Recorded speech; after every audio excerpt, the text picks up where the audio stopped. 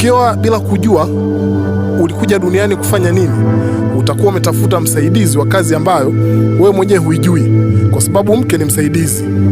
Dada, kabla hujaolewa, muulize mumeo mtarajiwa anachotaka ukamsaidie. Kama hujui, wewe ndo utamuoa na ndoa yenu itakuwa ni fumbo kipeuo cha pili.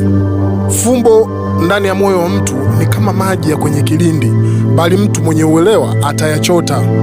Fumbo walifumbiwa wajinga, huku wakionywa kuwa kwa kukosa maarifa wataangamia.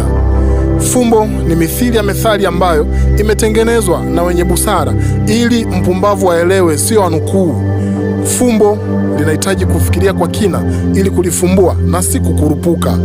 Usipolifumbua fumbo, maisha yako hapa duniani yatakuwa ni mateso, na pengine kwa imani ya dini yako bado ukifa unaenda kupambana na moto wa milele. Fumbo ukilifumbua utaendelea kuishi hata baada ya kuishi. Fumbo fumbua.